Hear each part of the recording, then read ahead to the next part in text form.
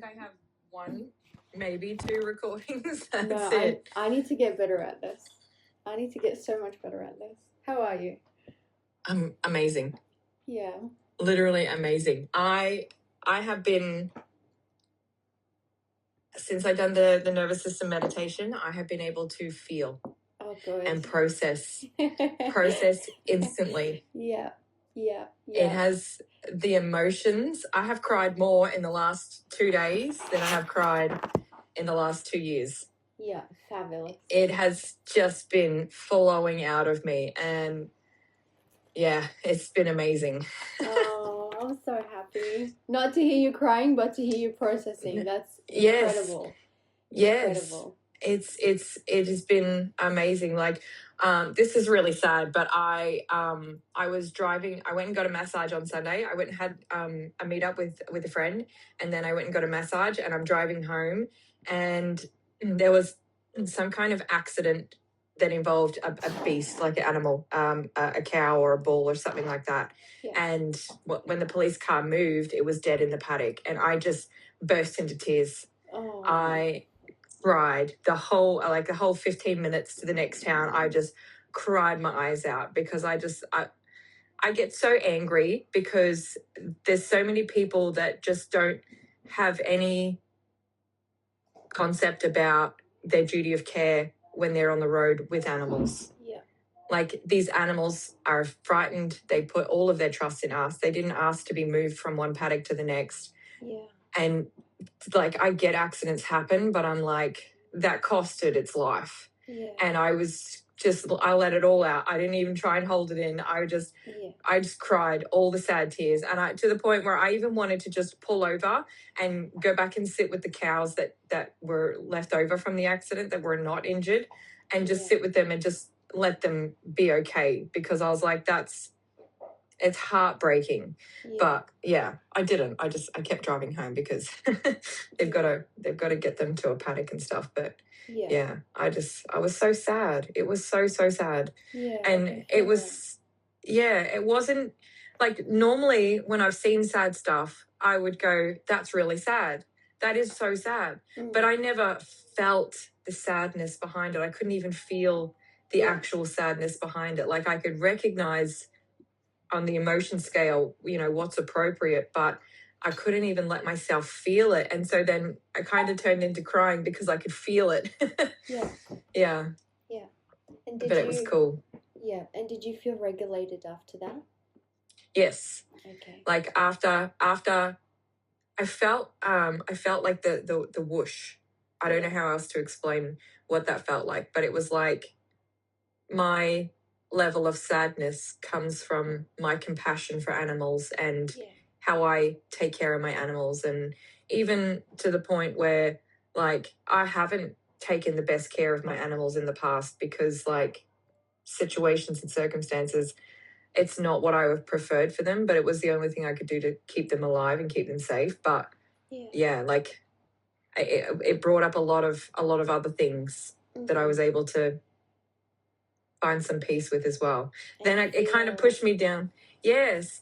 And then it kind of pushed me down this path of, like, I want to, when the kids finally get down to the new house, I wanted to, you know how they do those photo books? Oh yeah, the school ones. I want to do a printed photo book for each of the kids for them and their dogs. Okay. So it's the little story of the process of how we all met, how everyone ended up here, and then it's like they can sit down and read their little story of them and their pet. Yeah. And then I cried about that. Oh, bless. Well, that meditation did a lot for you, that healing session. Heaps. Yeah. So much. How many times have you listened to it? I've only done one. Okay. Yeah. It is very powerful. Very powerful. Yeah. I've shared it with a few people too. Oh, good. Yeah. Yeah. I'm like, go and try it. Go and try it. Free. Yeah. Make use of it. Yes. Why not? That's why I said, like, is it something I can do as a group? Like, just play yours. And have people group process at the same time too. Absolutely. Yeah. So for sure. They'll share it. They'll talk about it. They'll do all the things. Exactly. Yeah. Exactly. That's amazing. I'm glad you're processing things. And you're centered and calm, and the waves of emotions are just going through you. Because that's something you had so much challenges in doing. Like, you were intellectualizing everything, and you're like, I know exactly what this is and that is, and I'm like, hold on, let me just wait. What are you feeling? Nothing. I couldn't feel anything at all. It was almost like my emotions were depressed. That's right. And suppressed.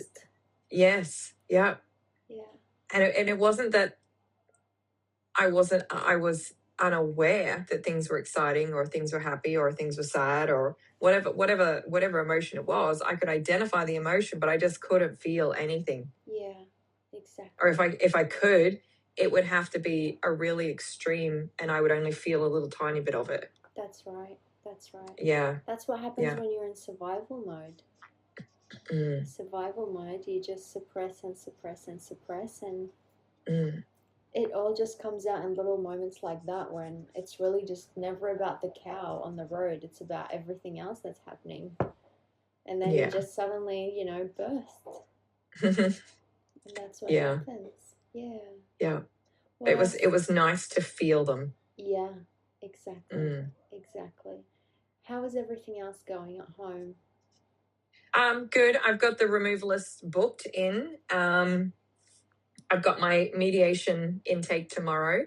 So I was a little bit nervous about that, but now I actually feel really, really confident about it. Okay.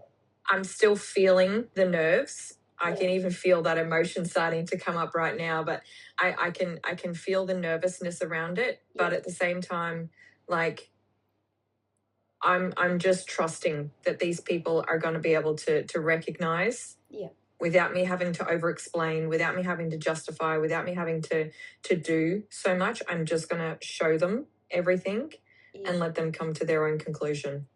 Yeah. Because that's something that's been taking up quite a bit of your energetics and emotional space and attention.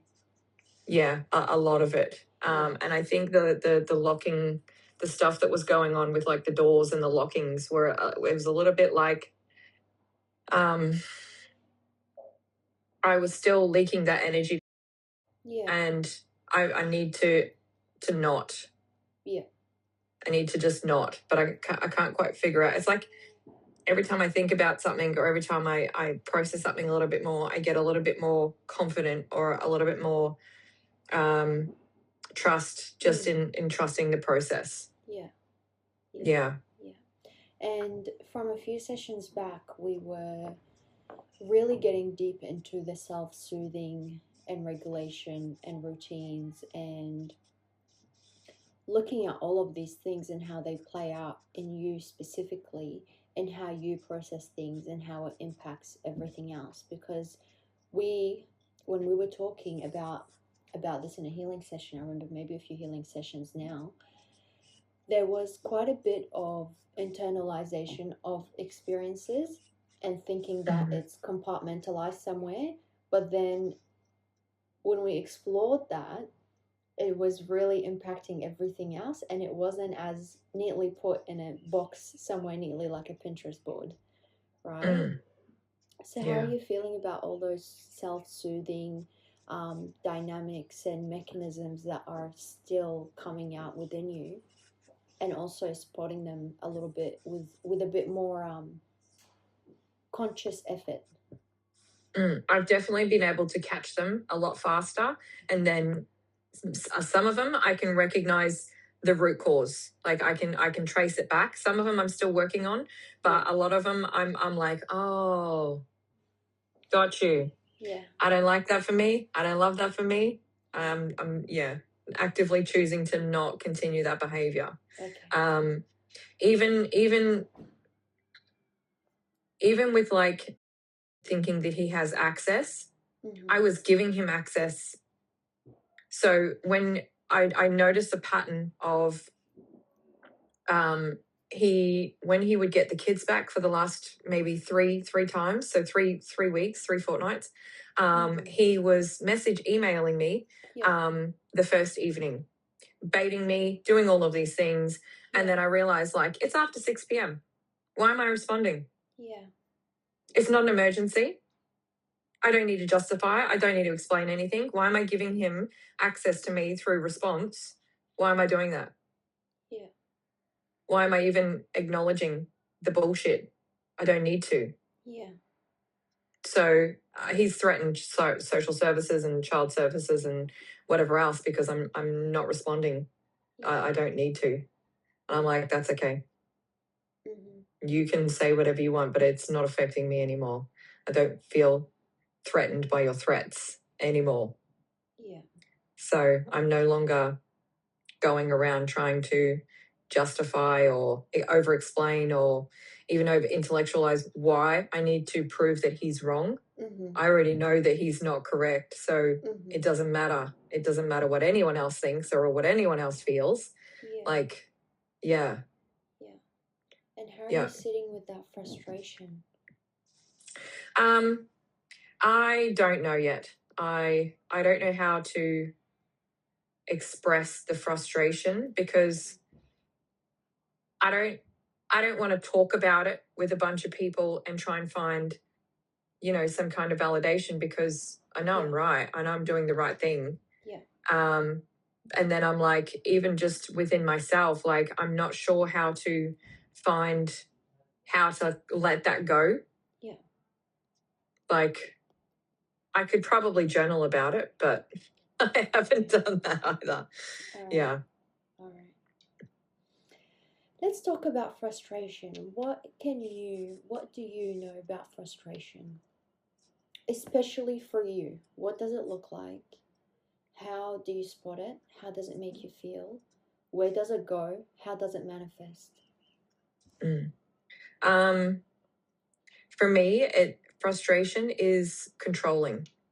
It's trying to control situations to have the outcome that's more pleasing or soothing, I guess. The behavior to me looks erratic, like it's inconsistent. It's not actually planned. It's very reactive. Okay. Excuse me. But I don't know where it goes or what to do with it or how it shows up in other ways. I haven't worked them out yet. All right. So for you, and because over the past few sessions we have done so much work around the ability to consciously spot what's going on in our subconscious psyche and to make the subconscious conscious so we can dance with it, we can play around with it, we can make it known so it's no longer controlling us, right? And as part of your soul contract, your beautiful big soul contract that you took on to come on this earth in this incarnation, you wanted to explore themes of control. And your themes of control were tightly bound to expressions with the ex-husband and expressions of that, sympathetic arousal, which was your energetic tension and heat and anger and all of that fight or flight response. For you, it manifests as cognitive resistance. Okay. Do you know what cognitive resistance is? Like knowing something's there but not doing anything with it. Yeah, kind of.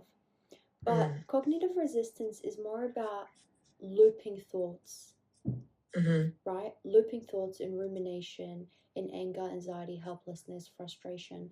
But that all comes from sitting tight with that fight or flight energy, that sympathetic arousal, that anxiety triggering, the uncertainty, because for you, control was so tightly bound to uncertainty and that future focus of liking to know what's going on, right? And when you don't feel like you know what's happening because it's tied to control, you fall into helplessness and lack of control. And that feels like, it just feels mentally sticky. It feels sharp. It feels anger inducing, and it pushes so much frustration forward and up, where you fall into cycles of that signal mismatch between your level of effort and your level of perceived expression of things in the 3D, right? And for you specifically, because fight or flight for you has been such a big sensory response, and because we have been working on so many, that bringing the subconscious to the conscious, so we can play with it, we can dance with it, we can tweak it. That sympathetic activation, when it comes up within you, it's not always fight or flight. It's not always like, okay, I need to fight this or I need to get away from this, especially with the ex-husband, right? Sometimes it's just that emotional intensity and for it having nowhere to go, especially for you, because your sympathetic activation can sometimes even bring on that dorsal shutdown and you go into freeze. Yes. Because you feel so unsafe and you feel so helpless and you feel so unheard, and it shuts you down and it tricks your mind into thinking, I've compartmentalized it, it's there now, I know it's gone away. But has it really? Yeah, no, it hasn't. No, it hasn't. We're just pretending like it has. Yeah. And this is where, in the past, which you're getting so much better at, you were falling into, cycles of numbness, of dissociation, of withdrawal, of frustration and fatigue, right? Because it stays within your body. All of these emotions, they don't magically disappear just because we thought about them. They stay within the body. And every single, healing sessions that we've had with the angels and all of the activations and the energetics that you've been feeling, it's been liberating those, and that's why you're able to feel. That's why you're able to feel so much. But for you, we need to bring it back to, and we spoke about this way ages ago, probably now, about body-based regulation. And that body-based regulation is not just, like the false, I'm going to go to the sauna and do my breathing exercises. That's just like the superficial stuff of spirituality. That's like the, 6'4" Instagram rubbish of spirituality.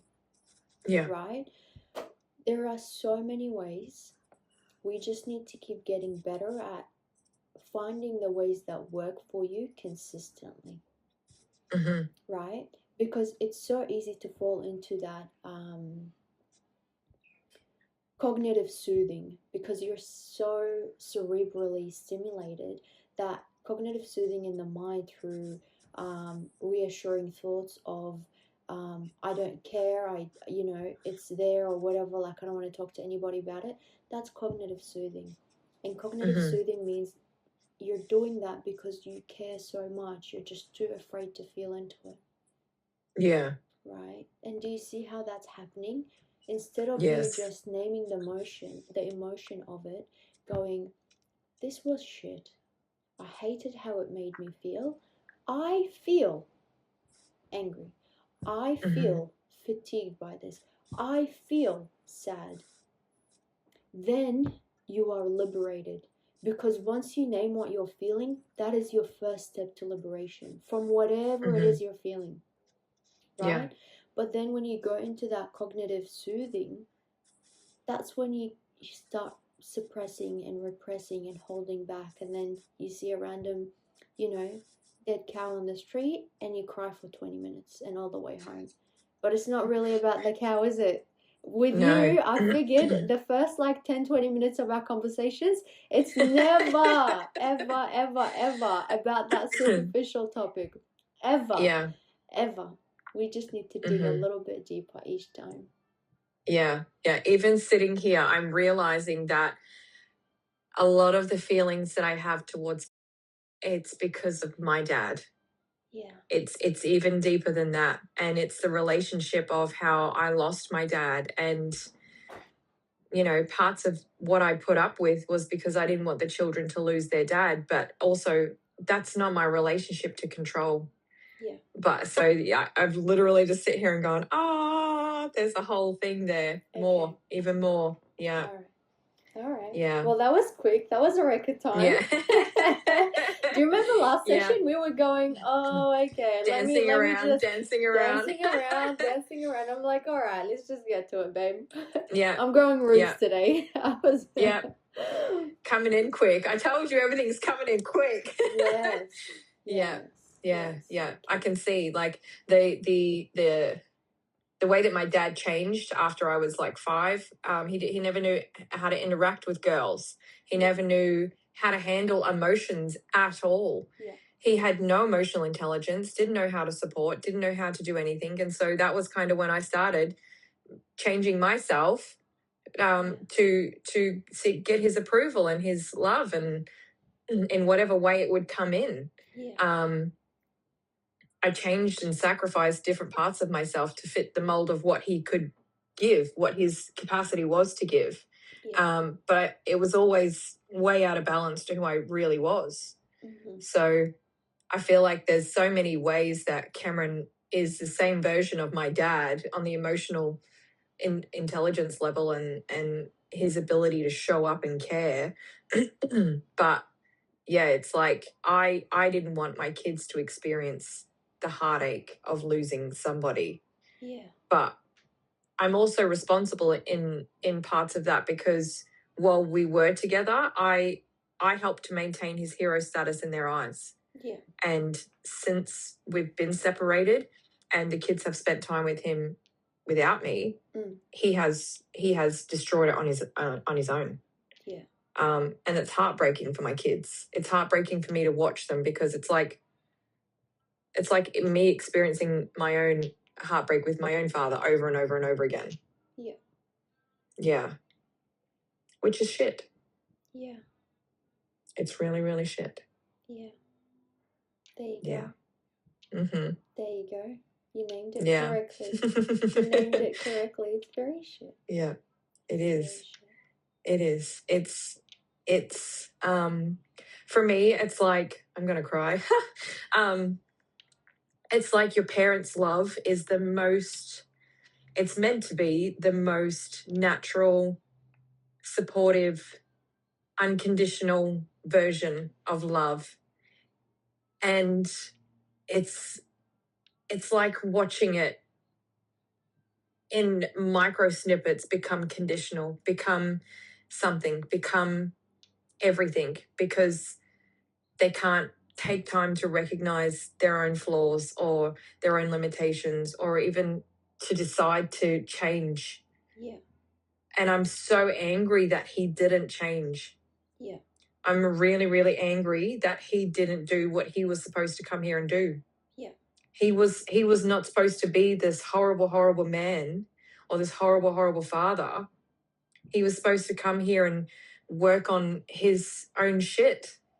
Yeah. And instead of deciding to do that, he's just projected all of it onto me. Yeah. All of it. And I'm strong enough to take that. It's a burden to carry, but I'm strong enough to take whatever he puts on me, because I know it's not true. It's just projection. Yeah. And I feel like he's got a far greater weight to carry than what I ever had. Yeah. But he's doing nothing about it. And he's punishing his children and me because of it. Yeah. And I can't save him. I can't even do anything. All I can do is just try and protect my babies, because who else is going to do it? Yeah. No one else is going to step in and be like, Cameron, you can't behave like that with your children. Mm-hmm. You can't do that to them. You're hurting them. Mm-hmm. Mm-hmm. He's like, it's like he's taking their love and molding it into something that it never should have been. Yeah. It's disgusting. I can't watch it. Yeah. I see it when they come home, the little bits of the way Sophia withdraws more, or the way Rory clings a bit more, or the way Bella uses different things to distract her more. And I'm like, it's festering so badly. Yeah. And I like, one of the reasons why I can't wait to get out of here is because I can't wait to get them out of it. Like, I don't know how much more they can take. Yeah. And they have no idea what's even happening. because they still love him. And that's the bit that I feel like hurts the most, is that no matter what he does to them, they still love him. Yeah. And it's disgusting that he doesn't even respect their love. Yeah. Like, their love is amazing. They're some of the most amazing, and I know I'm their parent, but I'm like, as kids go, they have big hearts. They do. They have big hearts, and it shouldn't be filled with hate and abandonment and rejection and all of those things. It should be filled with, it should be matched with how much love they can give. Yeah. It should be. It's Yeah. meant to be. Yeah. And I don't understand the fear behind doing the inner work to make sure that your kids know that you were strong enough to not give it to them. Yeah. Like, yeah. So I feel like it's another layer of more of that burden that I'm carrying, because I'm trying to save them from him as well as save them from myself and save them from all of the heartache. There's enough heartache and negativity in the world. They don't need it from their home, Yeah. you know? Yeah. So I feel like I've found a new, deeper level of love for myself even through all of this, because the parent I was when Bella was first born, I was very unhealed. She got my worst parenting, but she taught me, and I was able to stop and listen and grow and change and let her help me. And then when Sophia came along, it was a whole nother level of growth and change again. And Sophia got a different parent than what Bella got in the first 2 years. Yeah. And then when Rory came along, it was another period of growth and change. And I could recognize it within myself that that's what I wanted to do. I didn't want to be the toxic, unhealed mother who was just, going through the cycles over and over and over again. I actively chose to change and grow and let my children help me decide what kind of parent they needed showing up for them. Yeah. So, like, I feel like if I can do it, why can't he? Yeah. Like, it's hard, but it's worth it. Yeah. It is definitely difficult. Yeah. It's very difficult. Taking a look It at is. yourself. Taking a long It is very hard. look. Yeah. Yeah. Yeah.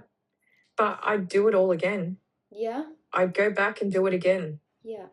Because you see the value in this change. You see the value in this. But for a person like him, remember how in our last session we spoke about the many intersecting lines of reality? And how in our reality, in our own little corner of the world, we see the spirituality and the healing and the inner child healing and the, digging through the past, through the history, with our connection with our ancestors and our lineages and all of the traumatic events that played out through both the matrilineal and patrilineal lines, and bringing that to the conscious effort, so it no longer, double it and give it to the next person situation, right? For us, for you sitting in this healing session, and you have beautifully done so over so many months now, and going through all of the tears and the blood and the sweat of putting all this, and you have transformed so much, so bloody much, and you forget that every single time, but I have to remind you, you have transformed so much. The woman that had the first session with me is not the same woman that I'm staring at now, and you know that, and I know that. I can feel it. I can feel it. Yeah. Good. But for a person like him, in his reality, where all that's been reflected to him is another, divorced dad with, a bitch of an ex-wife who's, whatever the scenario and the narrative he's telling himself. And getting a new girlfriend, trying to make it work with the ex-wife, trying to make it work at home, trying to make it work with the job. He will, in his own reality, have all the intersecting lines of truth that this is normal thing to experience in a divorce. The disputes, the dysregulation, the fighting, the ignorance, the whatever it is. That is his reality. Until until he consciously goes, none of this is normal. The way I'm behaving is not normal. The way I'm reacting is not normal. The way that I'm causing harm and pain and so much grief and suffering for my family, my children, is not normal. None of what he's doing will be perceived as abnormal or unhealed or not good or any maladaptive ways. For him, that is normal in his reality, because most likely the version of himself that he's vibrating at now, the vibrational frequency, he will only have people around him that will facilitate the mirroring of that and the normality of that happening. Yeah, I've seen him from a distance cycle through friends to keep his reality reinforced. Mm-hmm. He goes through friends in and out, and it's only once they get to know him and that they start questioning or reflecting things back to him, then he drops them. Yeah. He drops them and go, oh, you know, he makes up some excuse as to why the friendship broke down. But at the base of it, it's because they started to recognize who he actually is. Yeah. And that he is actually full of shit. And he's just convincing himself that it is what he's saying it is when it's not. Yeah. And that's hard. That's so hard. Because every single relationship that we have with us, in this reality, in this incarnation, is a reflection of the things that are great and not so great about us, about ourselves, because we are in a holographic universe. Everything is a reflection of everything itself. We're just mirrors. We're all just mirrors of one same thing, right? Yeah, so inside, outside. With him, no matter how far he runs, it will just be doubling until the right person comes along and, really gets him to take a look at himself. And it won't be easy, because total self-annihilation, if he does mount up to that threshold, it will be really, really difficult. Yeah. It will be difficult. Yeah. Right? And I genuinely feel like that's where he's heading. Yeah. Yeah. Because the decline. It's his choice. Yeah. There's no responsibility for anything. That's his choice. Good. But it's like the decline. So when we started the relationship and then like the 15-year point where we ended it, he slowly declined. And then the last year and a half before even he met Natalie, there was a rapid decline. Yeah. Everything, because there was a new layer of hurt for him, because I left. Yeah. I left him. And so he entered a whole new level of victimhood that he's never got to play in before. And bro went to town. Bro went to town on his victimhood. He wears that like a big shiny badge right on the front of his chest. Yeah. He is a victim of everything. And he's actually not, because he created it all himself. Yeah. I helped, but yeah, it was after I left, it was that he created all of that reality on his own. Yeah. He didn't need my help to create it. He can win awards on the level of, self-victimization he's created for himself. Yeah. And I can't do anything about that. He actively chose that at every point. Yeah. I gave him multiple opportunities of communication and space and like I created moments for him to stop, reflect, understand, and make a choice. And every single time he chose the most extreme opposite of help. Yeah. So I'm like, I can't do anything. I tried to help you, but I can't. Yeah. And that's when letting go becomes the next right response. Yeah. Yeah. Yeah. Like it's like the only part that I've held on to is how it impacts my children. Yeah. That's it. Because I don't want them to experience the heartache, but if he doesn't change, I'll still be the one there helping them through it. Yeah.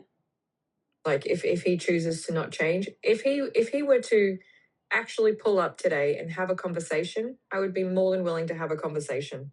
But he's, Yeah. I'm not blocking him, but I can't help him either. Yeah. Yeah. Exactly. Yeah. Exactly. Yeah. The connection with the children is the most important thing here. And with your move across the country, it's going to allow you for that space, to just breathe with the kids. Yeah. Just breathe, enjoy your time. Mm-hmm. Because that's been something that's really been weighing you down. I remember from our previous sessions, it was really taking a toll on you, how you felt like you weren't able to connect with the kids properly. Yeah. Yeah. I don't love it. This is the most disconnected I've ever felt from them. And it's like now they're comfortable in that disconnect, and I don't love that even more. Yeah. I don't want them to ever feel comfortable being disconnected from their mum. Yeah. Yeah. So I've decided that we're going to go on a holiday to China. Oh, sweet. Okay, so you landed on China. I've landed on China. Okay. Well, we can go and meet Anna in person, and the kids love Anna. She's been a very stable figure in the kids' lives for the last few years, and they love the tea. They love the tea culture. Oh, and bless. I thought if we can go visit some of the masters with Anna, maybe they can make some cups. Maybe the masters can even teach them how to do a whole firing process, so they can come home with their own cups. Yeah. There's panda zoos and so much good fun stuff. Yeah. So I thought, what a way to immerse them in a completely different culture. Yeah. And I feel like they're the kind of kids that would absolutely thrive in that. Yeah. Like, because I thought if we go to Bali or something like that, yes, it's nice, it's beautiful, it's relaxing, but it's kind of boring. Yeah. It's, we don't necessarily need laying down on a beach. Like, my kids are active. Yeah. There's so many things that we could do over there, and I just thought that's going to be a very big fun trip. That will be. It will be such a big good trip for you guys. Have you decided on the dates? I'm thinking around the end of July. Okay. Beautiful. Yeah. So I'm giving a few. Yeah, I'm giving a few weeks for the process of the mediation and whatever else to go through. So I'm going to go down on the 5th with Anya. We're picking up Anya's car, and then we're heading up to the sunny coast, and I've got some houses to apply for. Yeah. So we're just going to spend the rest of that week applying for the houses. Mm-hmm. Then I'm going to leave Anya in an Airbnb down there. Mm-hmm. And I'm going to come back for my week with the kids. Mm-hmm. So Anya can keep applying for houses and doing viewings on houses and things. Mm-hmm. And then hopefully we get keys to something.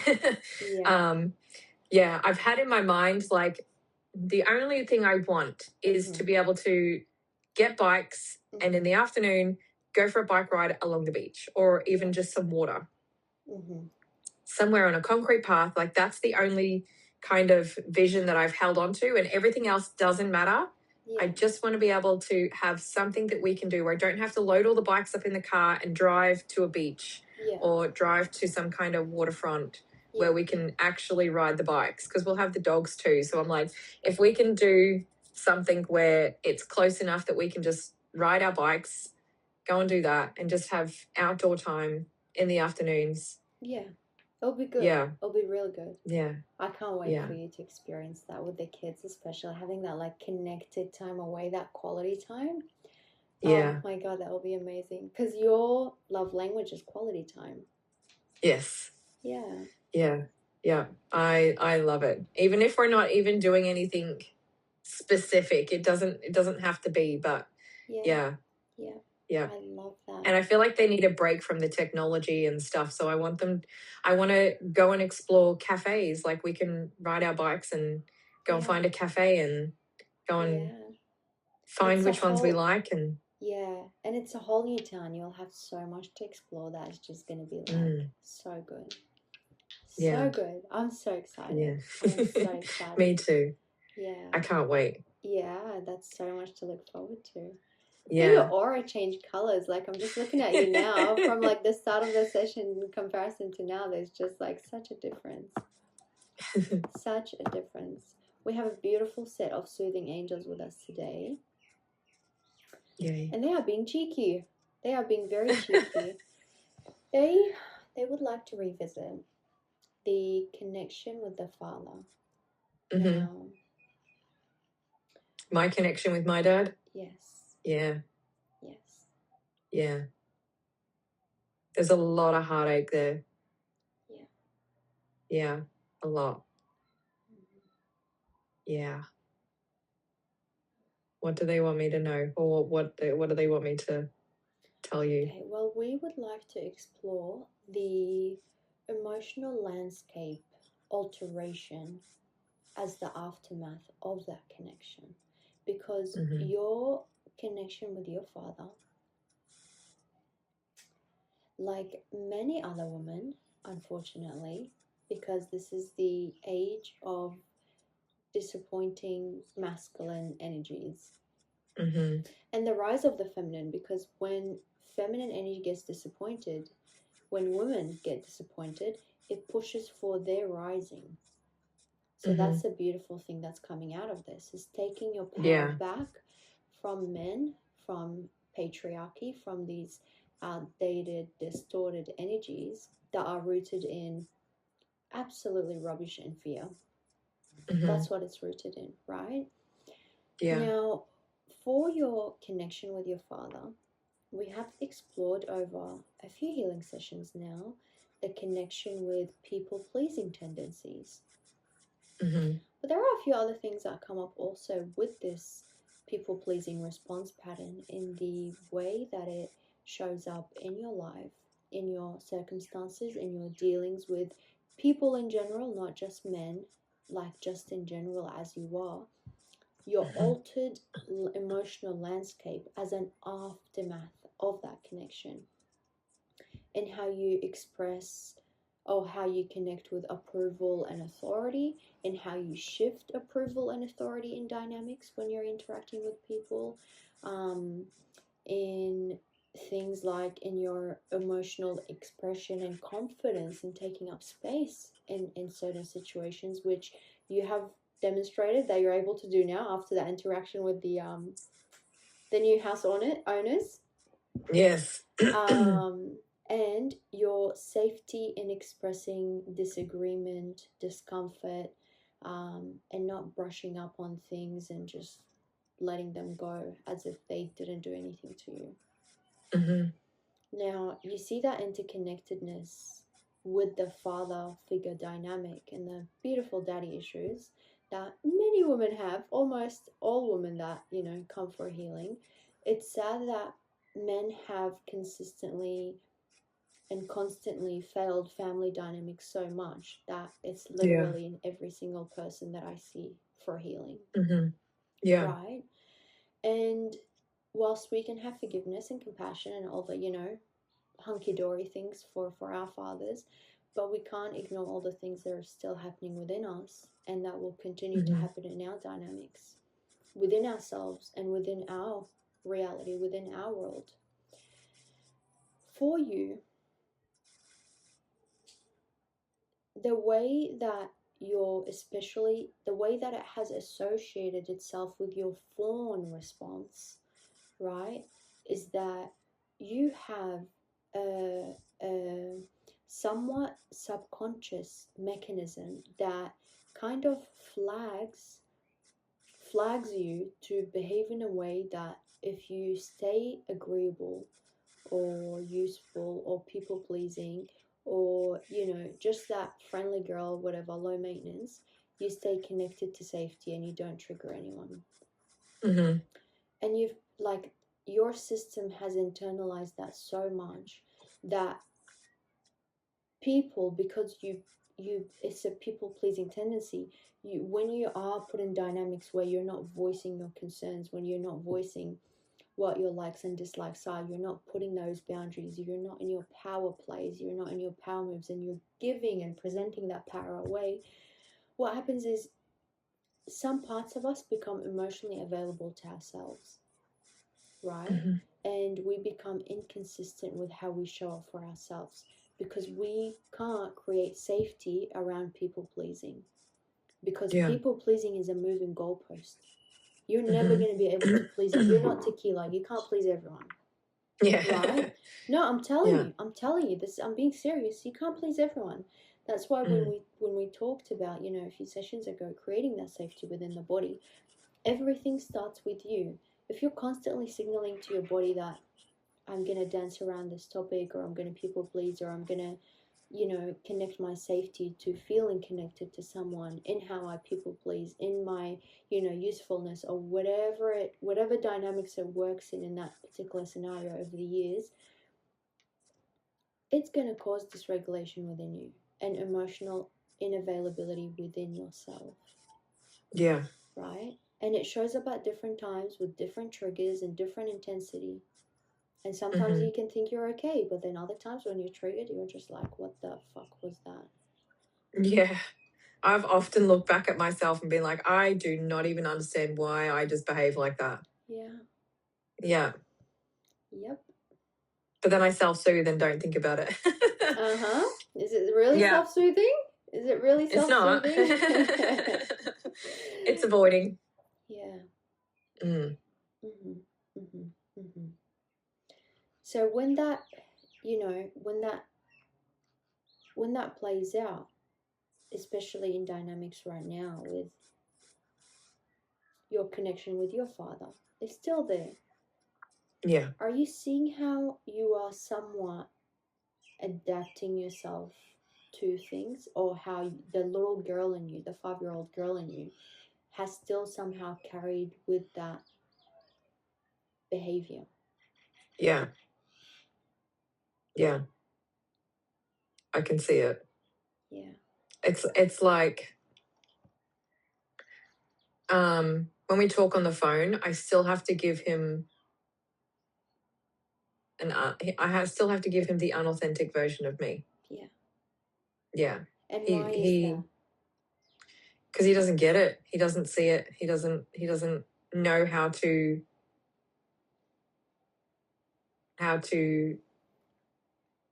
match anything that I can talk to him about. Yeah. Like, if I were to bring up things of the past, he dismisses them because they bring up feelings that he doesn't want to process, or he will give me an example or some reasoning as to why it happened and it wasn't his fault, or he'd done everything he could and everything else that happened after that was not his fault. So he removes any accountability or responsibility for anything. So I learned to not talk to him about things that make him feel vulnerable. We keep things pretty superficial, like conversation wise, because anything that has any depth, he can't talk. Yeah. He shuts down. And so what I learned was the only way to have connection with him is to keep it shallow, to keep it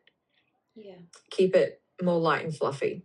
Because if I were to talk to him about, like, I remember years ago, I spoke to him about being abused as a child. And he was drunk at the time. And even then, he wasn't able to say anything to comfort me. He wasn't able to do anything. He just said he'll get what's coming to him. That was it. No elaboration, no explanation, no nothing. And it's like the relationship between him and I is so different to any of the relationships that he has with his other daughters.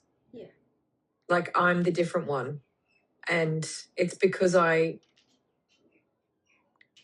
feel like it's because he feels more responsible for the things that happen to me. But he can't find the pathway within to open that up and actually have the conversations that need to be had about it. Yeah. And how's that sitting with you? I hate it because I don't feel like I'm giving him who I actually am. He doesn't even get to know who I am. He gets the passive or light fluffy version of me instead of actually who I am. And do you understand why you're doing that with your father? I feel like it's because if I make him more uncomfortable, he'll just run away. I feel like I'll lose that connection, and then it feels like it's my fault. Yeah. But it's not actually my fault, it's his fault. Yeah. Well, it's yeah, he has responsibility in it. Yeah. So yeah, and we spent so many years not talking, not having anything to do with each other. And part of me is like, every time it was him pushing to come back and have connection. Mm-hmm. But when he pushes to have connection, when he reaches out and I finally let my guard down again and let him in, yeah, it's like what he's it's like what he's looking for, I'm too afraid to even give him. okay, It's like when he pushes enough to get access and I finally say okay, mm-hmm. and then it's like he's waiting for me to come in and do all the work, have all the conversations, process everything, and find the depth of the connection that he knows is there but can't find himself. Yeah. And I feel like if I were to give him that, I would just be rejected again as being too much. Mm-hmm. So it's like I can't find the balance. Yeah.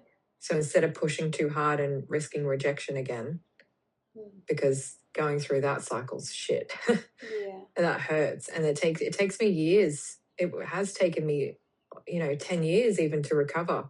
Yeah. And it affects me on a lot of different ways every single time. So it's like, if I can find comfort in this level of connection, then no one's too triggered, no one's too hurt, Mm-hmm. no one's too anything. It's just enough to remain connected. Okay. And do you understand why you're doing that? Because I don't want to feel abandoned again. I don't want to feel rejected again. Yeah. Yeah. Yeah. That's exactly right. Mm. The way that you experience your relationship with your father and that emotional disconnect, you obviously parts of you adapted because you had learned that you had to, some parts of you had to appease the authority figure, right? And you obviously also learned that parts of you that desires to keep that connection has to keep your needs secondary to the harmony of the connection. Yeah. Right? And from your history and from what you have experienced with him, because everything, or well, most attempts at connecting at a deeper level has led to I won't say like conflict, but destabilizing the connection. Yeah. It's not easy because how do you work with someone who has, the ability to see things and name things and talk about things like you, and someone who is incredibly emotionally avoidant and would rather just stay in the, pie in the sky, fluffy stuff, skittles and rainbows. It just means your relationship is only ever going to be at a certain percentage of its, potential. Because that's what happens when you have these relationships where you can only be a certain version of yourself or a certain level of yourself. Mm-hmm. And it's heartbreaking when it's with people who are meant to know you and meant to hold you and meant to love you and meant to just be a part of your world and know who you are and put effort to get to know you every day, whatever the frequency is, to be a part of your world, because we subconsciously have that expectation of our parents. Like your parents, like, do I even have to explain that to you? Like, yeah, it's disappointing. Mm-hmm. Yeah, it's very disappointing. I don't love that. Yeah. Mm-hmm. Yeah. And it's not easy to deal with because it just It's a perpetual cycle of you continuing to people please to keep the father and the relationship, carried through the emotional labor, because you're doing the emotional labor of this relationship, because that you found the safety in that relationship. That's your safety. Your your needs are secondary to harmony of that relationship.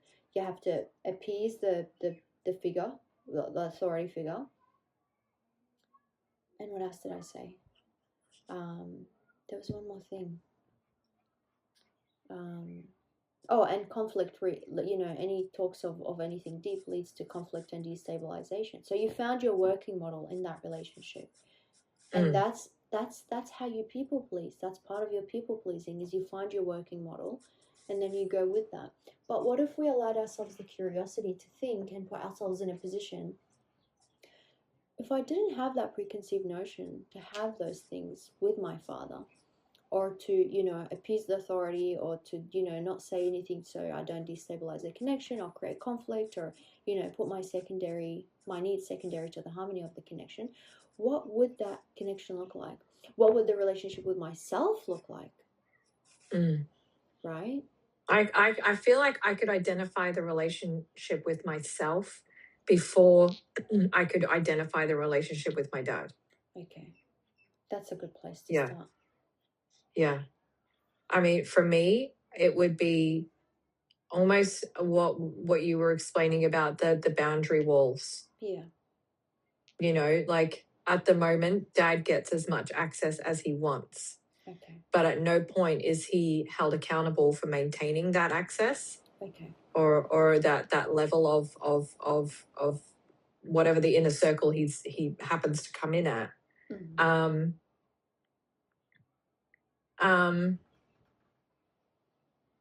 I don't intentionally put him anywhere. Okay.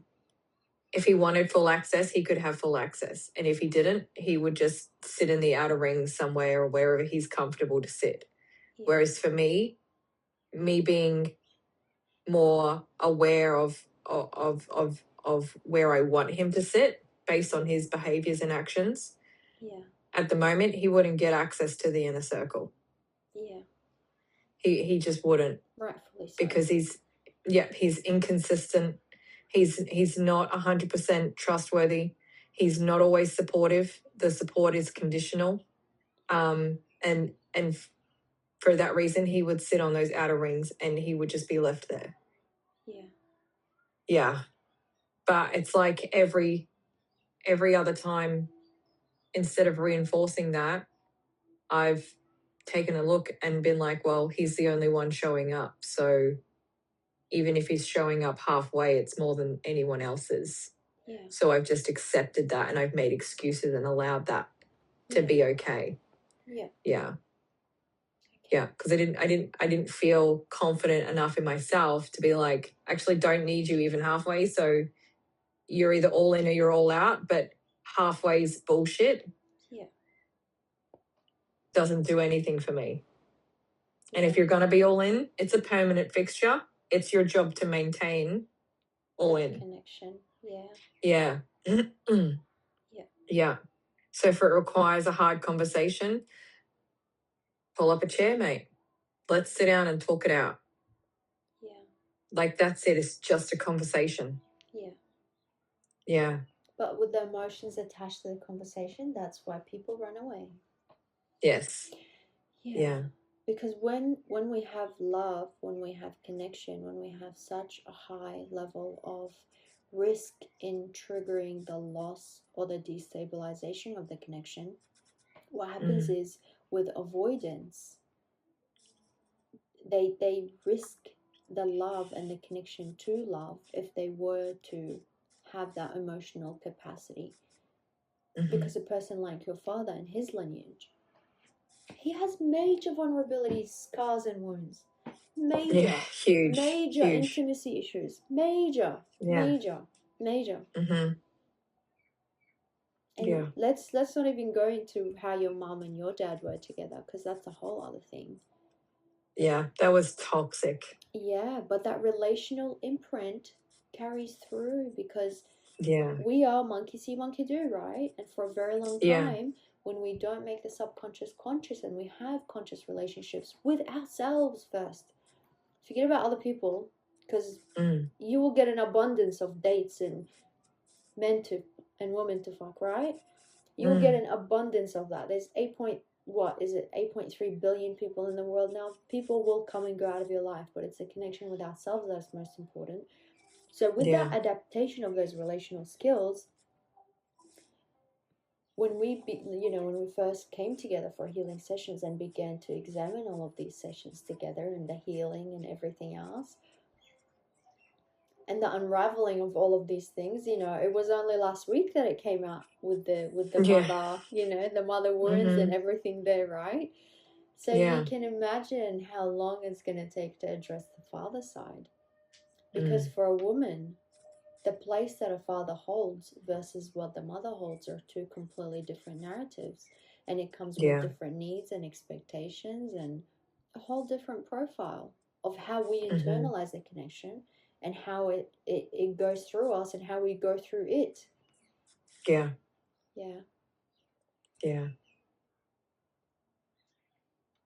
I can see it. Like, I can see, it's like my emotional side was always more connected to my dad than my mum. Yeah. And it was always like fighting for that acceptance and it was almost like the right to exist. Like, they had children, but it was like being unable to see how much I was in a good way made me feel like it was bad. And my muchness is not bad at all. Like, my muchness is beautiful and amazing, but he can't see it. He can't even let himself see it, let alone understand how to support it and nurture it and help it to grow. None of those things. Yeah. And that's difficult. Feeling invisible. Yeah. And it was almost like competition with my mum, because my mum was so lacking in her emotional safety within herself and everything, that my mum, like the minute my dad got home from work, from being away, mum would tell him that we've been naughty and his job was to punish us. So we went from missing him to being flogged and sent to our rooms because we were difficult for mum while he was away. And so she took all of his attention then. Like, because she was victimizing herself. We're kids. Of course we're going to play up and, whatever else, but she never once thought about how she was creating the story of the relationship as well with us and our father. Like, she was manipulating it to the most she could.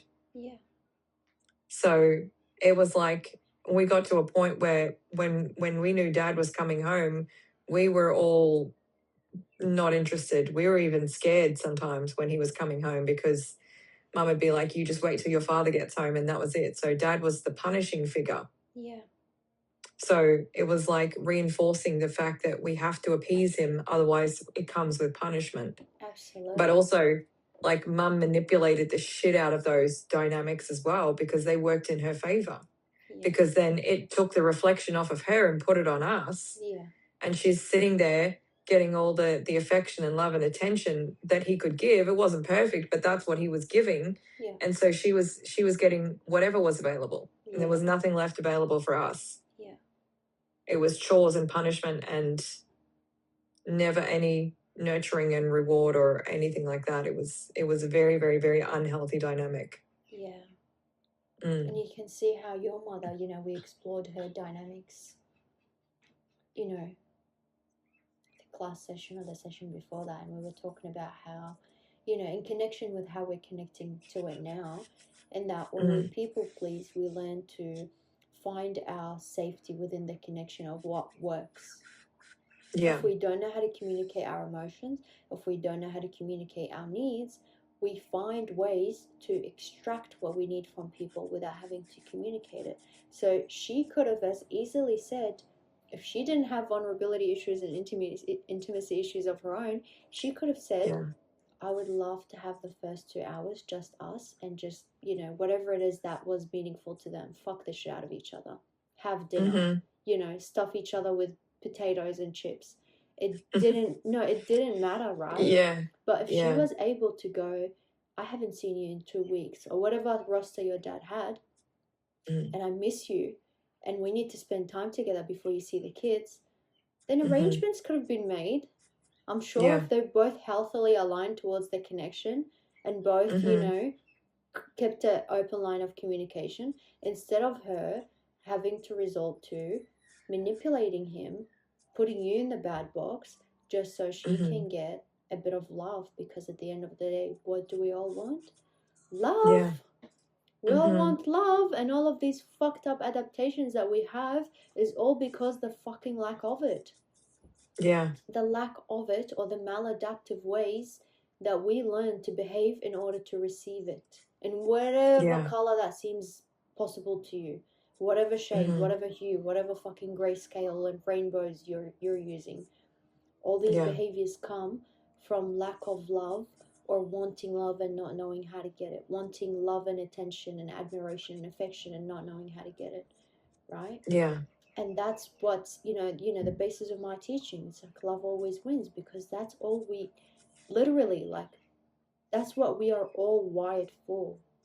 Mm. And any manifestation of any behavior is the maladaptive manifestation of not being able to receive love, hold love, give love, or take love, or share love. Mm-hmm. Yeah. Right? Yeah. And it's through no fault of her own that she didn't go to a therapist or a healing session, and it's through no fault of your own that you had to deal with that as well. And it's through no fault of, you know, whoever else is going to be in the picture. It's through no fault of their own that they ended up in that fucked up position. But it's their responsibility to go, is this normal? And what is normal? Yeah. Is this Yeah. healthy? And what is healthy? And how Yeah. can I love people properly? How can I honor people properly? How can I show up properly? Because all of these, you know, self-assessments, they take time and they take figuring out. And it takes a long time to draw, you know, the criminal map of all the lines connecting to all the public figures, and the, you know, whatever happened with the red dots and the pins and the thread, right? Yeah. No, Yeah. it takes time. And that's what we've been doing. We've been mapping these profiles, right? We've been mapping these profiles and these personas to figure out what the fuck actually happened, where did it go wrong, and why the fuck are we fucked up, right? That's what we've been mapping out in these healing sessions. Yeah. Right? And it takes time. It takes so much time, because at every single point, when you're building the source and scratching the surface or whatever you're doing, we go a little bit deeper and we go, holy shit. And then we go, holy fuck. And then we go, what the fuck? Right? And then we go, you know, how many rates of what the fucks per minute can we go now? Right? Yeah. Yeah. Right? Because that's what we've been doing. And it's beautiful, because once it comes to the surface and you're like, bingo, I see it. It's you can never go back to unseeing it, and you can never go back to just being whatever, you know, dancing around I these love topics. I'm like addicted to it now, because I'm like, every single time I let something else go, I'm like, I get to shift and grow and change. And what I've noticed is, like, I don't like feeling stuck. Yeah. At all. So once I've got it and I've started to recognize, and like now we're literally entering like the what the fucks per minute. I'm like, let's go. I don't want to sit in this any longer than I need to. I get it. I see it. I can reflect where I'm doing this, and I'm changing that. As soon as I catch it again, it's done. It's gone. Yeah. And now it's getting to the point where I'm catching them even before they're coming. Good. Like, I'm like, cool, we're not doing that no more. That's a shit idea. No, we're not doing that. We don't love that. Like, even like the other day, I was sitting on the back stairs and I watched this video, and it was like, when you say, how do you feel about what do other people think of you when they find out you've got money? And I was like, boom, selfish. And I was like, fuck, that's why I've been doing all these things. Yeah. I'm like, I'm too generous in all of the wrong ways that are not serving me. Like, the money that's coming in is for me to take care of me and my kids. So when I go and do my work, which is my passion, which is expressing my gifts, that's the gift itself. Yeah. Not everything else. They don't get access to the bank accounts because I feel bad that they don't have money. I don't care that they don't have money. Go work. Go do something else. Yeah. Go work on yourself. You'll find money. It will come to you in the ways that it's meant to. Sometimes it's not money. Sometimes it's something else. Let it be something else. It doesn't, the money doesn't have a representation of how much value you have. No, not at all. The money is there to make sure that you can do what you can do. Yeah.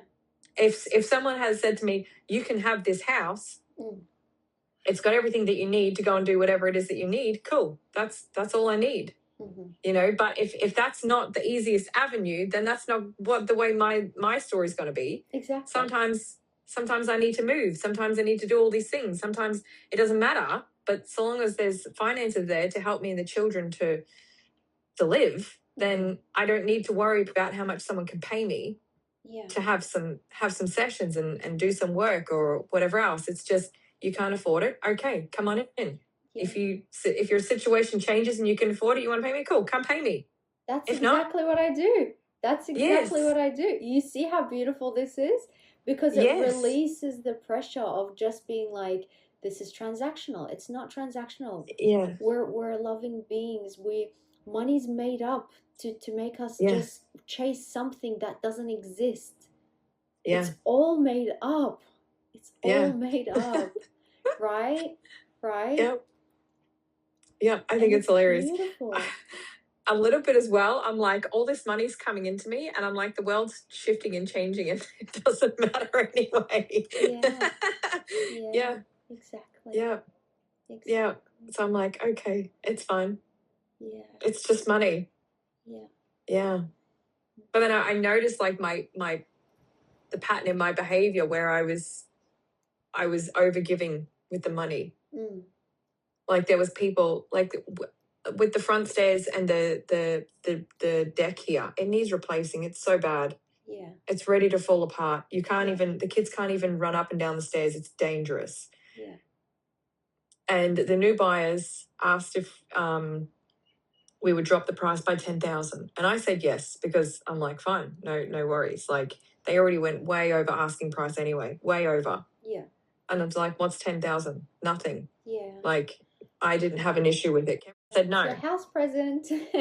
Yeah. Consider it a house present. Yeah. Yeah. I used to do that. I used to do that. And it's beautiful to give people something that you have or that you could do for them when you don't have money. Yeah. Yeah. So I instantly didn't have an issue with it. He was like, no.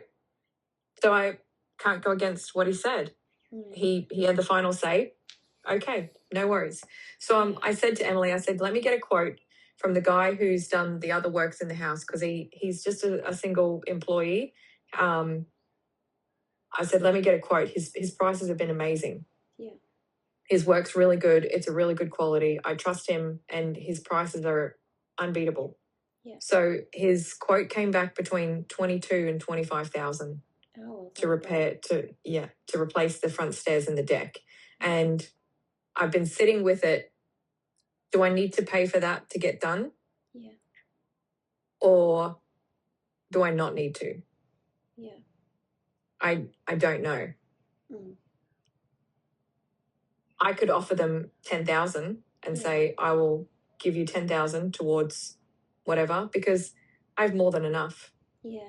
I've more than enough. I have an abundance of money coming. It's not quite here yet. Yeah. It'll be there.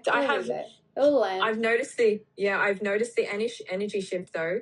Like I've had like $500 more this week than I've had any other week. Yeah. Leading up to. So the financial shift is already coming in. But then I'm like, why do I want to, I sat back and evaluated, why do I want to give that to them? Yeah. Because like she disrespected my boundary. And yes, it was from a miscommunication, but she should have known to just check in anyway. Yeah. So I'm like, do I need to do that? Yeah. Do I want to do that? Yeah. Do I feel obligated to do that? Yeah. Why do I feel like I want to do that? What am I trying to give to myself through doing that? Yeah. Is it to show that I can not be selfish and not be greedy and to be generous and all of those things? Partly, but I also don't feel like I need to prove that. Yeah. Yeah.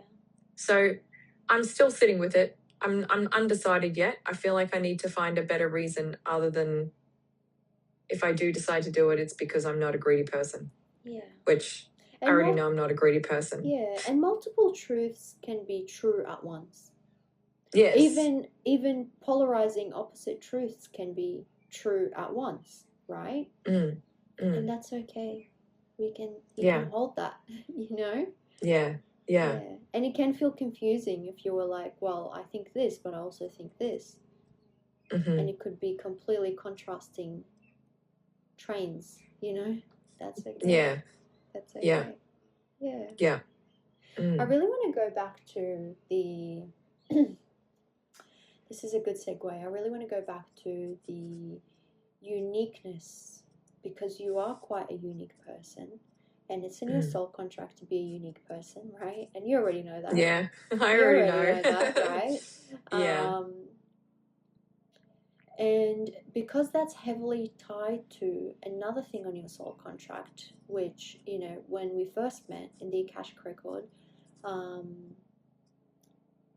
when I was, working with your spirit team, and we did I remember the first healing session was really intense. And how your uniqueness, your self-uniqueness, is tied to your invisibility wound. Because guess what? As everything else is, it's tied to your parents, to your father, not recognizing you, not seeing you, not meeting you emotionally, and overlooking you and misunderstanding you, and all of these, through no fault of his own. We can hold safety, love, and compassion for that. But how does it play out within you?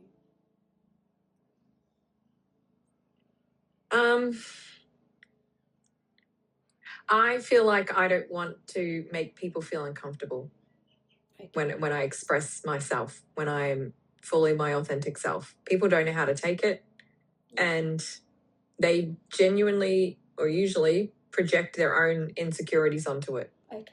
And so I have a tendency to take those on as well, because I'm like, I have my own insecurities about that too. Yeah.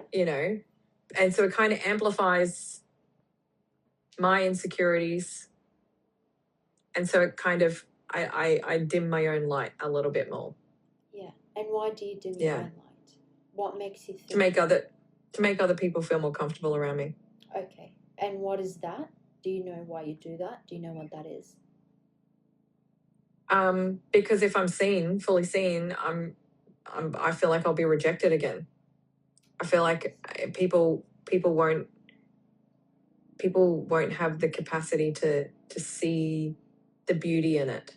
Okay. What else? I'm afraid to fully step into all of myself because I've no idea. Like, I know I've got a lot of muchness. I just refer to as my muchness. Yeah. Like, I feel things so deeply and I can express things so deeply. And even I'm referring back to how I was as a child. Like, my creativity is deep. My happiness and excitement is deep. All of my emotions, every single part of me is so much deeper than anybody else that I've ever known or met or anything else like that. I don't know anyone who has been able to reach the depths that I have.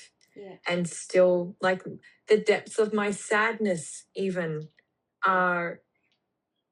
I remember watching Littlefoot as a kid, and when the mum died, I was like 4 years old, 4 or 5 years old, maybe 4. I'm walking out the door trying to cry out all these sad tears of Littlefoot's mum dying. And my mum's just like, hurry up and get your shoes on and get out the door, we're late. and I'm like trying to process all these big feelings. And it was the saddest. I remember that's like one of the saddest things. The first really, really super sad thing that broke my heart. Like Littlefoot's mum died. Yeah. It was heartbreaking. And I was Yeah. trying to feel all of this stuff, and it was Yeah. dismissed and just like shut down. And so I'm like, people can't hold. There's like no safety net. Yeah. For anyone else to even witness the depths, let alone support it, hold it with me. That there's nothing. It's like everyone's pool is this deep and mine's this deep, and nobody can dive down deep enough to even see it fully, let alone hold their breath long enough to sit in it with me or anything. And it's like when I try to explain it, they don't get it. Nobody gets it. It's like they're skimming the surface of everything, and I'm like, I'm down the fucking Mariana Trench. Like, like I feel like they just don't get it. Yeah. With those deeper emotional layers underneath. Now, we spoke about the the inability of your father and your mother to see you and mirror you and understand you, and how that's tied to your uniqueness wound and your kind of fear of being seen. With how you explained at the start when I was digging for the answer, and how you feel like you kind of adapt to other people in a way, in your fear of rejection and fear of being too much and fear of, disappointment, withdrawal, taking away the connection, destabilizing the connection. It's all tying back to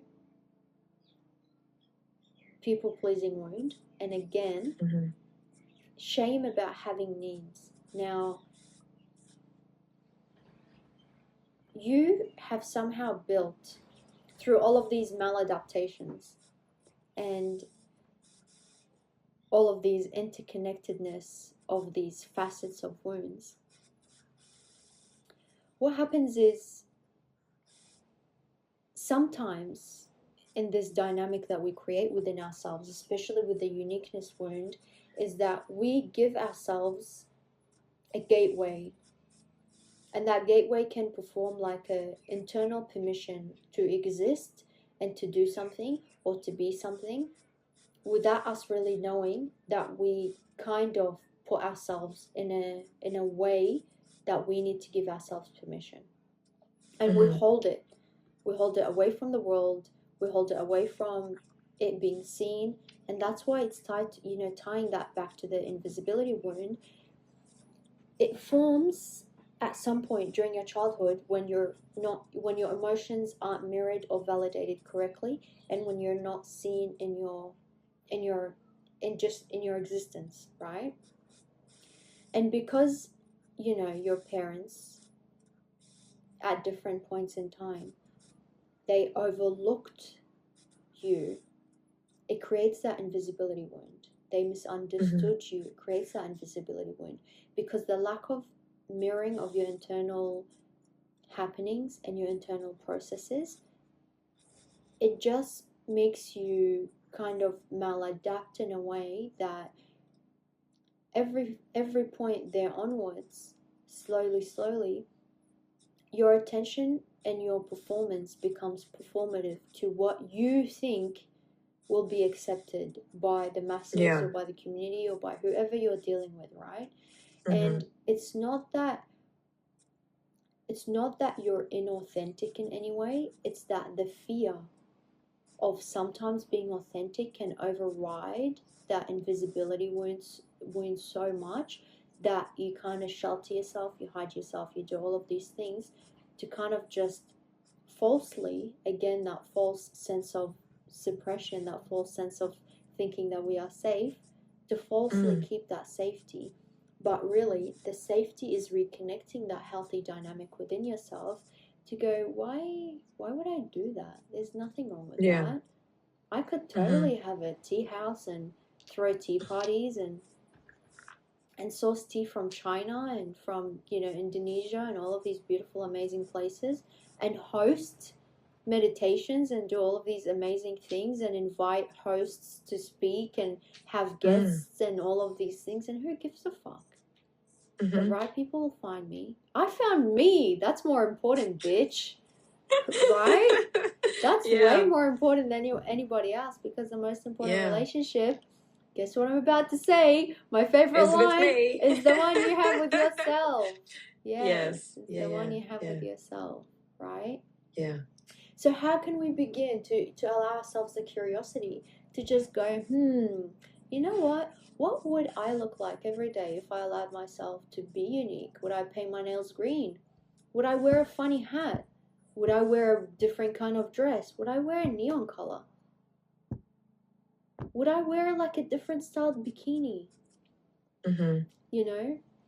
Would I paint it's like my the physical expression. Yeah, to begin honoring yourself, you have to take physical steps in this reality to show the world and show yourself that you are, healing that wound, because it's internal, yes, but the expression of it, the drive of it is always external. It's always going to be external.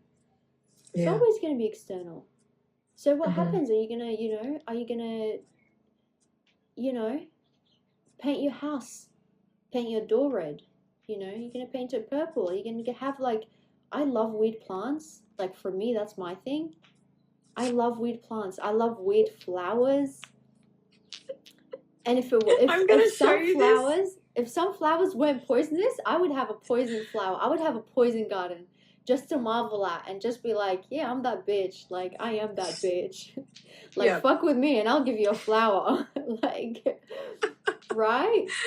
You need to see this. These were my Mother's Day flowers, and I was like, I hadn't got around to throwing them out. They're now growing. Look at that. They're literally growing, all of them. I love that. I'm like, the flower on top is dry, but the rest of it is thriving. So I don't want to touch it. Yeah. Just let him grow. Yeah. I'm like, and it was kind of a beautiful thing that I wasn't ready to throw away my dead Mother's Day flowers, and then they grew. Yeah. They reformed in a new way. Isn't that beautiful? It is. I'm like, the reminder that everything transforms. Everything transforms. Yes. Yeah. I have an illegal immigrant plant. Okay. I bought. What is it? I bought a lamp from China. I'll show you the lamp. Okay. And it came with a bonsai real life plant with it. Hold on. So this is the lamp.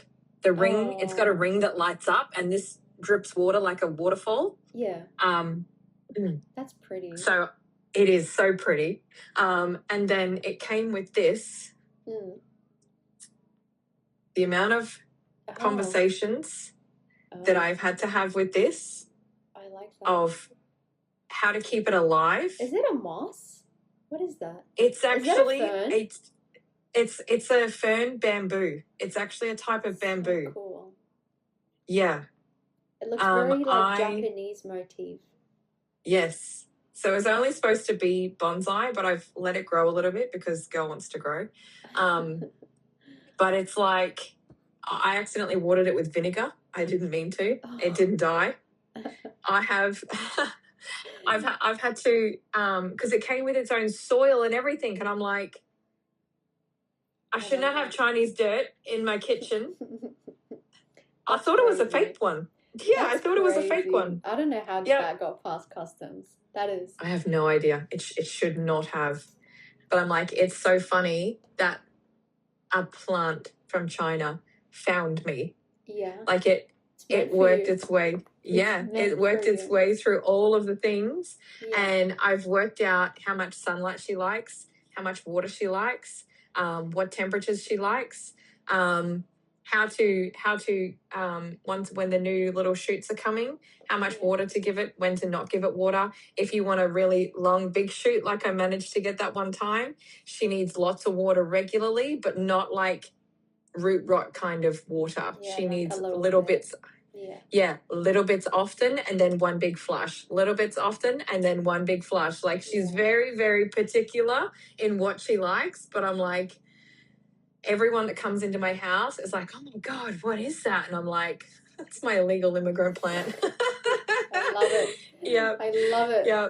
We have no borders. No, I'm like, she was meant to be here. She's mine. That is it. Oh my God, I love it. I absolutely love it. Going back to the uniqueness, healing the uniqueness and healing the aspects of yourself that were denied. And as always, I love leaving you with homework. What do you think will be a beautiful adaptation for you to embrace that uniqueness and how you show up for yourself? I cannot wait to go shopping. Okay. I want to go and buy myself a whole new wardrobe. Good. All of my clothes, everything. Every time I look at something, I'm like, it's not me. Okay. It's not me. Yeah. I have this natural ability to, Audrey Hepburn? Yeah, she's gorgeous. I'm like a cross between Audrey Hepburn and, what's the other lady? Bridget Bardot. Yeah. I'm like a little bit messy, but then I'm like really super polished too. And then sometimes I like to, yes. And sometimes I like to mesh the two together. Yeah. So I love black and pearls and all the really like old money style looks. Yeah. But in a more modern take on that. Yeah. Yeah. I can't wait. So I'm like, you're going to be going shopping.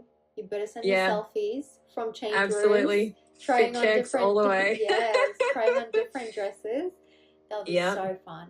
It's so fun Yeah. to reinvent yourself. I feel like as a woman and as just like the inner child, the inner girl in you, when you're reinventing, when you're trying on like different dresses or different styles or different like whatever it is. It could just be like a new lipstick or like a different nail polish color or shade or whatever. But it just does something to the insides of you that cannot be replicated through other means. And I can't explain I have to show you this. I love that. Is that purplish? It's like a rose gold. Yes, over black. I love it. Yep. So like some parts it looks black and then other parts you can see I had a red version and I loved the red version so much. Yeah. And I'm like, let's see if we can do a pink version. That's beautiful. I have been in love with it. I'm like, it's so dimensional. Yeah. It's very, very dimensional. Movement. Yeah, it's got rhythm. Yes. I love that. And it catches everybody's eyes and I'm just like, I love this. Yeah. Yeah. I love that. What's I know with the money and the payout, it's going to be quite some time, not quite some time away, but what's something more immediate that you can do? Well, the money's coming into my bank account in 2 weeks. 2 weeks? Is it really? Yeah. What's the date? Yeah, on the 5th of June. Okay, that's not far. The money from the house, that's when it comes in. That's not far the money from Dad is like, I don't know when, at some point. Yeah. Dad's is coming. Yeah. But yeah, this from the house. Amazing. Yeah. Amazing. That's not far at all. No, it's not. So on the 5th, that's when I'm going to go down. We're going to get Anya's car, find the house. And as soon as I have the house, like when I go back down there, I'm going to have a week of shopping. Like just before even the kids come, I've got to go buy furniture. I've got to go start building the life already. So yeah. Consciously. Yes. Conscious building. Consciously. I've already decided what car I want to get. It's a Mazda CX-90, but like the artisan red. Okay. And then it's got like a cream leather interior. And I was like, yep. That's what I want. Yeah. Yeah. And then furniture for the house, and I want to wait for the kids to come down. So I'll buy them a mattress, but then I want them to choose their bedroom furniture themselves, because I want them to explore what does my new world look like as well. Like, I can do the rest of the house in my room, but I want them to decide what their bedroom looks like. What does their space look like? Yeah. Yes. Yeah. What toys do they have? Yeah. We need a bike rack. So let's go get a bike rack, choose our bikes, because we're not just buying stuff. Yeah. We are creating a creating. Yeah. Yes, absolutely. So, so many very conscious things, like, do you want to have a plant in your room? What kind of plant speaks to you? Do you want something big? Do you want something small? Do you want something rainforesty, or do you want something like a succulent or something like that? Like, bring some other living things into your space as well, not just toys and blankets and stuff. So yeah. Exactly. Yeah. So I cannot wait. So exciting. I know. So I'm going to give the kids a couple of weeks off of school just to come on the holiday, start up everything, and then once they're set up and ready, like, then we'll start school and get their regular routine happening and things like that. So there's Amazing. pressure or stress to just hurry up and get into it. No, God, no. So, and I'm sure the school will be understanding. Yeah. And then I'm like, I've said to Anya even yesterday, because going through all the kids' clothes, and I'm like, completely changed body types. She needs a whole new wardrobe. Girl needs to reinvent herself as well. Same with, and even he's grown out of all of his clothes. And I've known we've been moving, so I've just been buying the very basic staples just to get them through. But I'm like, I'm okay to buy like a basic grey tracksuit or something. But if she wants to express herself with her clothing, that's her choice. I cannot tell her what she should or shouldn't be wearing at this point. No. Like, modesty, She's yes, growing but into her own woman, to her yes, own girlhood. Yeah. And she has clothing styles that just don't resonate with me at all. So I wouldn't even try and shape that for her. Like, she has her own idea of what she wants and the way she wants to express that. And it's just my job to support that, not to try and tell her it's wrong, or, that she shouldn't feel confident and brave. And like, she wanted to go out in a green wig one day, and I was like, cool. Yeah. You want to go out in a green wig? Go out in a green wig. Exactly. I'm like, we can tell it's a wig, but you look awesome and you feel really confident. She'll be wearing it through the house all day. And then when we got in the car, she took it out because I noticed she had a bit of like shame and guilt around wearing that kind of wig out in public. But at the same time, I was trying to positively reinforce that if you don't want to wear it out in public, you don't have to, but you can if you want to. Yeah. If anyone's going to look at you, I'll be looking back at them. Like, leave the girl wear her wig. It's it's just a wig. Exactly. Why does it matter? It's just a wig. Exactly. Yeah. What's crazy is how much people judge people based on the outward appearance and what people choose to wear and dress themselves, and what they choose not to wear and what they don't choose, to dress themselves with.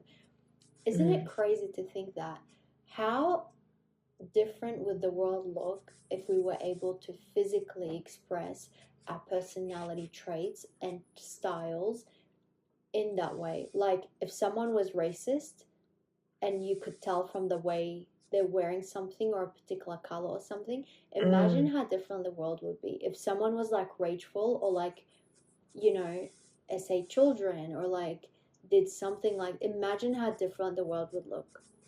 Yeah. And we don't have that. Like, we're judging people based on like such superficial things, like piercings and tattoos and a green wig. Like, who gives a shit? She's a child. Even if she was an 80-year-old woman who wants to go out with a green wig, what's it to you? Yeah. Right? Yeah. How different? Do you know what's been coming up for me? Homophobic men. Oh. Big time. And I like, even after I went to I was getting my feet done at the massage place, this man sat down next to me and refused. Like, he was almost, even though he was like, no offense, brother, but he refused to let that man touch his feet. And I'm like, are you gay? Yeah, probably You're gay. internalized like homophobia, like is from Yeah. gayness, It has come unrealized up gayness so many potential. times. Yeah, Yes. yeah, I'm like, you're denying yourself one of the best foot massages, because that man, he's done my feet before. I didn't tell him this, obviously, but I'm like, that Yeah. man's done my feet before. He's actually really, really good. yeah. And you're denying yourself a really good foot massage because it's a guy? You're sitting with your Oh eyes my shut anyway. God. How do you, like... Yeah. But imagine what's going through his mind whilst if a woman is massaging him, if he specifically requested a woman. So is it like a fetish? Like what? I would, if I was a woman there, I would never touch him. I'd be like, that's something weird with you if you only want to be touched by a woman. Yeah, and he even said, like, I specifically rang up to request a woman. And I'm like... Yeah. I felt really uncomfortable just sitting next to him. Yeah. And his partner was sitting on the other side of me. And I'm like, you're the man in the relationship. Yeah. Like, all I'm seeing is everything that I can't unsee right here. And I'm like, Yeah. it's not just the person touching your feet. Exactly. Exactly. It's got 100%. nothing to do with the person touching your feet. Exactly, 100%. And I'm just like, what? Yeah. Wow. This actually But yeah, reminds me. Yeah. Sorry, go on. It's just, that's something that's come up the last few days specifically, is the homophobia. Yeah. This planet is purging so many ugly, nasty things. Yeah. Actually, I had a friend. She used to come to me for healing a lot. Like a few years ago, we used to do. I used to like physically have people. And I did so many healing sessions on her. I remember one of the times, she's a beauty therapist, and one of the times she was telling me about how men, like all the time, request women to do, they would book for a bikini wax and request specifically women to come and do it. Not even like a mankini, I can't even remember what they were calling them at the time, but like a man wax. And they would try to fight their way to have a woman wax them, because that's a fetish. Like they want to be inflicted, like pain fetish and stuff like that. Yeah. And I remember going like, this is some really weird like stuff. Like I never, not in a million years would I have thought that this is what you have to deal with as a beauty therapist. Like, yeah, that's crazy. Yeah, I had a guy, because I put up a post on the thing just about introducing myself, what do I do, and I'm coming down soon, and if anyone wants to reach out, I was just extending myself down there. And this guy messaged me and he was like, do you do massage with full service? And I was like massage and spinal flow? And he was like, sure. And I'm like, what? Excuse me? Yeah, because he's like, I'm a truck driver and I want someone regular that does, the full service. And I'm like, is this the kind of full service you're talking about, like the massage and spinal flow? Because that's not a problem, and it's $180. Like, what do you want? Oh, my days. Oh, my days. And I'm like, I'm never getting back to him, because I'm pretty sure his full service is not the service I'm looking for. Yeah, complete different idea to what you're thinking. Yeah. Whereas the other guys that had reached out, they were just interested in the massage, but more specifically the spinal flow. Like, and I'm like, I can already tell. I said, I'll put you on my list. I'll call you when I get down there. I'll let you know when I'm set up and available. And they're like, fantastic, can't wait. That was it. Yeah. No weird vibes, no weird suggestions, no nothing. And so I'm like, I actually feel like I want to drop the massage part a little bit and just kind of work on the spinal flow. But I would. Yeah, I don't feel like just I need that, you're because safe with certain clients at least, and then you can offer that. Yeah. And I kind of mix the modalities a little bit together too, because it's all fascia. Like it's all working through the fascia. So once they've gotten to a point where they've released enough with the spinal flow, I can move off the spine and go in more different areas where I feel called to in their body, and they get more out of it anyway. So, but I can't do that at the start anyway. So it's not a beginner level stuff. Exactly. That was like me coming into you, and then we're now doing this like in 20 seconds. I'm like, nah. You got to lead up to that. Yeah, it's a build up. It's like sex. It's like a build up. You gotta, do the foreplay, right? Yeah. Yeah, it's hilarious. Oh my God. Anyway, my darling, I'm going to love you and leave you to it. Is there anything else you'd like to? What's the time? No, I have no idea. It's It's 12:15. Yeah, Wow. 12:15. Wow. Oh, Yeah. I'm so happy with your Oh, well. progress. I'm so proud of you, honestly. I say Thank this you. every Me session, too. but I really am. I really, really am. You're doing so I love well. it. Thank you. I'm super, super proud of myself. Embrace your weirdness. Embrace your weirdness. Have lots of water. And actually, I've just uploaded. It should be up by now. I just uploaded a healing session. It's a long one, but it's about soul restoration. Awesome. So that will help.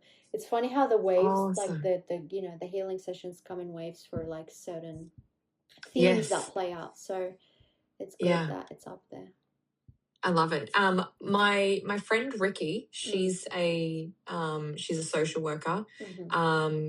She's actually the one that helped me realize that I was in a toxic relationship with Cameron. Yeah. She very gently brought me to the light. Oh. Yes, she's beautiful and amazing. She's also a Buddhist, so she has a lot of the beautiful elements of the spirituality and things like that. She's who I met up with on Sunday. Her and I talked about potentially doing some work together down on the Sunshine Coast as well, because she's very much trying to build that community, and especially for women and things like that as well. Good. Do you see any positive things with that, or with you and her? Yeah, with Ricky and I. I haven't really tapped into it. Okay. Yeah, I will. If you don't have time right now, that's okay. No, I will. I'll probably just put it on the list for tonight, because I do have to have a, congregation up there. So I'll get some answers for you. But it sounds beautiful. I love this trajectory. She's amazing. Yes, yeah. It's very much women empowering women all the way. Good. Yeah. And healthy alignment. Healthy alignment. Yes, yeah. And Ricky's kind of been like another stable figure in my children's life as well. But they just refer to her as Auntie Ricky, because that's a bit of a cultural thing, but also like she's helped me to realize so much when I was blinded by everything. Yeah. Like even to the point where I almost argued with her over it. Yeah. Like she was gently telling me that's abuse, and I'm like, no, it's not. And she's like, no, it is. And I'm like, no, it's not.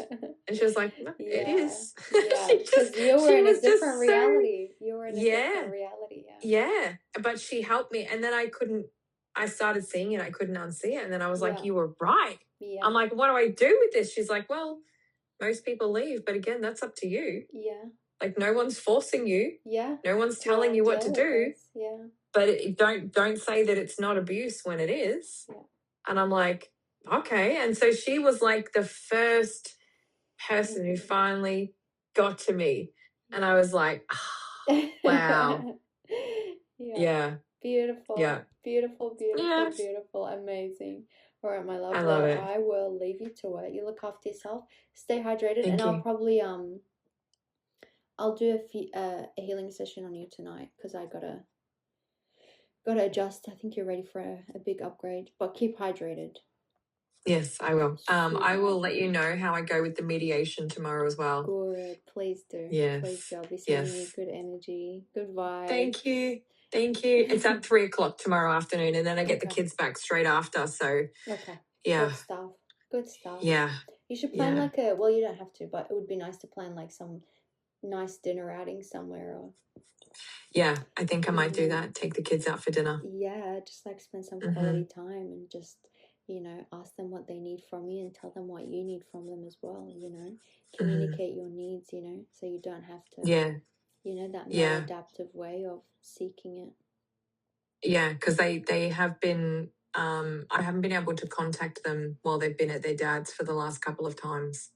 And I've said to them before about making sure that their phones were charged and that, they are available for me to contact. But yeah, I haven't been able to talk to them, and I don't love that. I feel like it's fostering the disconnect instead of bringing back connection, and I don't want to be fostering disconnect here. So well, you know what to do, my love. You just bring it to the surface, hold it with love and light, good communication skills, and just tell them how you feel and give them moments to share how they feel with you, and it will, you know, slowly and naturally will unfold, as everything does when you just, it's so good to be able to chat about things without just being, you know, it doesn't have to be big. No, it doesn't. And if you're sitting in a nice restaurant somewhere having yummy food, I promise you that will cushion everything. Like, it just, it's not that big. It's not that deep. Like, you know, it's just to love the conversation over some food. I love it. I love it. All right, my love. You take care. Lots of love. Thank you. You Bye-bye. too. Bye-bye. Bye-bye.